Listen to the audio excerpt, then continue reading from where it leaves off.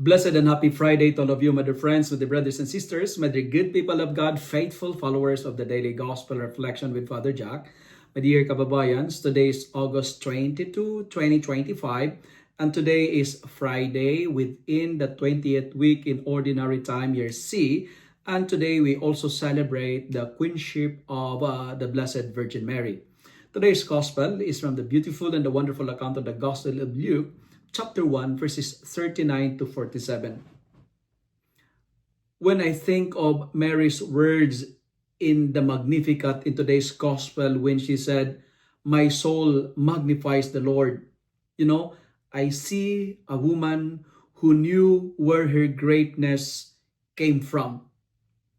She could have glorified in being chosen as the mother of the Messiah, but instead, she turned all attention back to God. She gave all the credit back to the Lord. Mary did not magnify herself.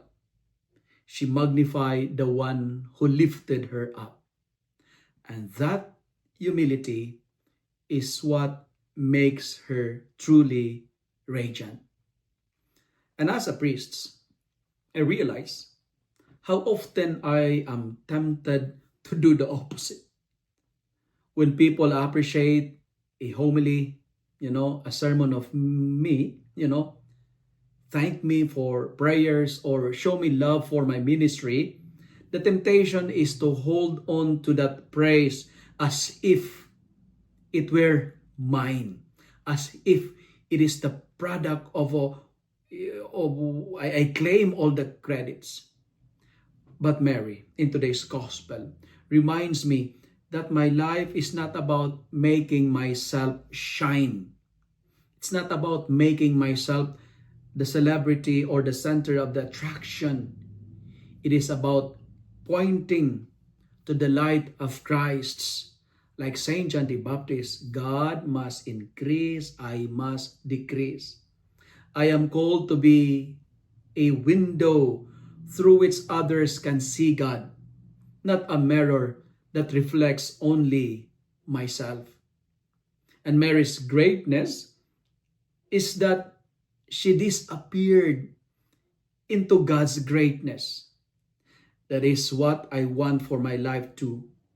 That in my words, in my daily service, and even in my struggles, people may not see the Father Jack, but rather the God who is at work in me.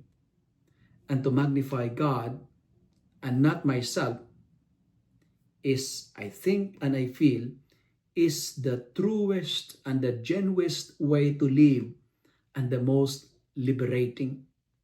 Because at the end of everything, at the end of our journey, at the end of the day, it is not about my story, but His. Like Mary, I say, my soul magnifies the Lord. If you love and like this reflection, kindly share it with your friends, share it with your family, make the Word of God viral so that many will be blessed. Amen.